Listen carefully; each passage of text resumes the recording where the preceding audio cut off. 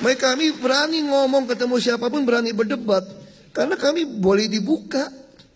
Kami ini kayak kitab terbuka aja. Anda boleh korek semua kami. Kita terbuka, kenapa kita takut? Karena kami bukan akan mau. Kita udah kok. Kita bukan mau gitu loh. Ya kan? Nah lalu kami juga berpikir lurah harus jadi orang tua. Gimana supaya orang bisa kumpul? Kita bangun RPTRA, ruang publik terpadu ramah anak. Tahun ini akan selesai 188 lokasi. Buktinya hari ini kita terima penghargaan dari Menteri Peranan Wanita soal RPTRA ini. Lalu indeks pembangunan tenaga kerja kita dapat 3 piala dari Menteri Tenaga Kerja. Kenapa kami bisa dapat? Bappenas, kita bicara anggaran, bicara target IPM, kami dapat 4 trofi. Kenapa? Karena kita targetnya orang. Kami nggak pernah pikirkan penghargaan. Kami yakin kami kerja untuk orang, penghargaan akan datang.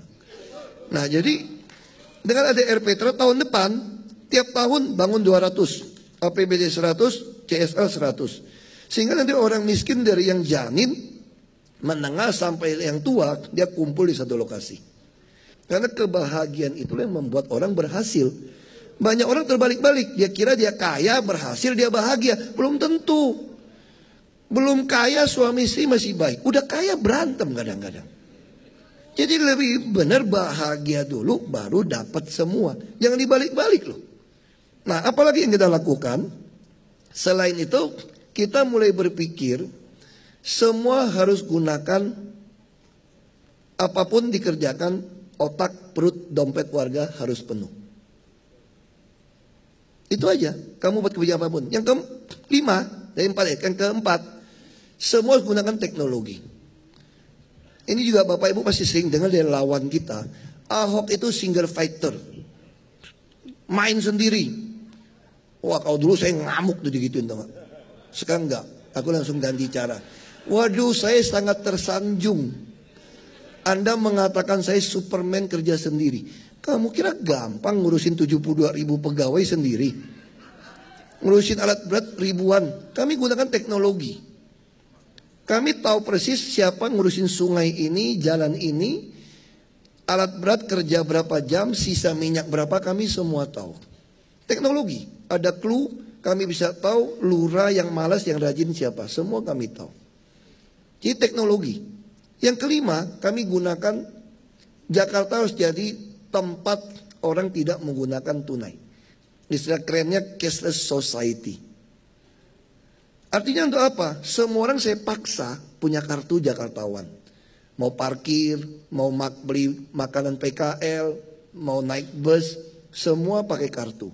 Sehingga nanti saya bisa tahu orang mana yang miskin, yang bisa kita isi duit.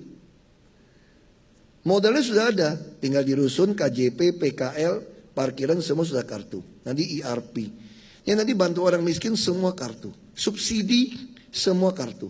Nanti bisa ketahuan orang yang penghasilan rupiahnya sekian, saya kerja sama dengan BI ini. Berarti kita bisa kasih dia. Kalau penghasilan dia, pensiun dia nggak sampai UMP, dia boleh beli sembako harga murah. Jadi semua kita kontrol dari uang. Makanya saya bisa contoh, misalnya orang naik bus dari Lebak Bulus, kerja di Pandai Indah Kapuk. Pasti Lebak Bulus, Blok M kota Pandai Indah Kapuk. Tapi kalau dia keluar Pandai Indah Kapuk, dia tempel jam 5 sore, balik lagi, naik jam 6, turun jam 8, jam 5, balik lagi. Saya tahu ini pegawai ini. Berarti saya bisa hitung berapa orang. Saya bisa ciptakan rute baru Lebak Bulus ke Pantai Indah Kapuk. Jadi kita bisa pelajari ini. Bapak Ibu kan maunya apa? Tiap 7 menit ada bus. Makanya demen naik mikrolet, keluar ke gang langsung naik. Tungguin. Kita bisa bikin. Tapi kalau tiap 7 menit ada bus yang gede, penumpang cuma 10, saya kirim bus 100. Rugi kita. Tapi kalau dengan kartu ini kita bisa kontrol mau bus ukuran berapapun kita tahu. Nah jadi dengan pola seperti inilah kami yakin ada visi yang terukur, ada misi yang terukur, ada program yang terukur, ada strategi dan kebijakan yang terukur. Maka Jakarta ini akan standar dunia. Baru kita punya kebanggaan. Bisa pelajar 5 tahun ke depan itu harus masuk 30 besar. Ada program International Student pencapaian achievement, itu ada PISA, itu saya lupa istilahnya gitu. Dunia dites 30 harus masuk 30 besar. Sekarang kita nomor 4 dari bawah kalau nggak salah. Ini nggak benar. Jadi nggak boleh orang putus sekolah. Semua kita mau dorong terus naik. Nah, saya yakin orang Jakarta, saya ngomong kalau cerdas salah lagi, nggak boleh ngomong gini, terlalu sombong. Kalau orang Jakarta mau pikirnya rasional ya, harusnya mereka perpanjang kontrak kami berdua sebetulnya. Harusnya seperti itu. Nah, ini yang perlu Bapak Ibu sampaikan ke bawah. Bahwa perlu perpanjang kontrak kami. Kalau dia bilang, ini Ahok menghina Islam macam-macam. Aduh, aku udah capek cerita ini. Aku ini bupati 93% Muslim. Saya kira bantuan ke masyarakat Muslim, masjid-masjid, jauh lebih besar zaman kami daripada zaman dulu. Bisa lihat gitu loh. Jadi itu perlu juga disampaikan. Jadi ini perlu orang Jakarta dibalikin pemikirannya. Apa yang kami lakukan ini jangan jadi sentimen nggak rasional, cuma gara-gara Ahok lalu nggak mau. Ya kan? Pak Jarod sanggup kok kerjain kok. Kalau nggak mau pilih saya, pilih Mas Jarod lah. Ngapain pusing? Ya kan? Kalau benci saya, colok aja saya sekali aja dapat suara. Ya udah bilang aja gitu loh.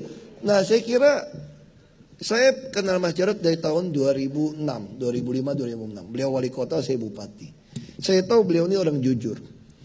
Karena kami sama-sama ke Tiongkok waktu itu, sama-sama nggak ada duit juga. Kelihatan kok, kalau bupati ada duit ketangkap korupsi. Wah, belanjanya macam-macam. Kami nggak ada duit, habis makan tidur. Diajak lihat-lihat cewek Tiongkok, saya bilang enggak, mirip di rumah semua. Alasan, padahal nggak ada duit. Mas Jarod juga bilang yang sama. Terakhir baru saya kenal istrinya. Oh, istrinya juga putih rupanya. Jadi kalau di Amerika Latin jangan bilang pengen lihat juga, nanti bahaya. Itu alasan lah. Tapi saya tahu dia nggak ada duit. Makanya saya yakin kita kalau mau beresin Jakarta nggak butuh orang pinter banget. Karena semua program udah kami bikin. Yang kita butuhkan tuh karakter teruji, bersih, transparan sama profesional. Kita butuh orang jujur.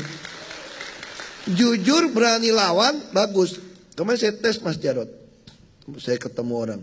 Ini mau main curang apa. Mas Jarod bilang, kami lebih baik tidak terpilih daripada kita curang. Nah, ini prinsip. Jadi Mas Jarod bukan orang yang gila kekuasaan. Kita hanya yakin kalau Bapak Ibu percayakan tugas kepada kami pasti tidak mengecewakan. Kami ini pegawai yang baik. Ya. Jadi kalau di zaman dulu, kalau mau beli budak gitu ya, kami cari sehat ya. Kami ini budak yang sehat, jangan khawatir. Kami betul-betul sehat loh, kami nggak ngerokok, nggak minum, tidur cepat, ya kan, minum yang sehat. Kami ini sehat banget loh. Kita ini lari masih kenceng nih. Betul, kami jaga badan dengan baik. Karena kita mau hidup sehat supaya pulangnya nggak malam, saya hentikan di sini. Terima kasih.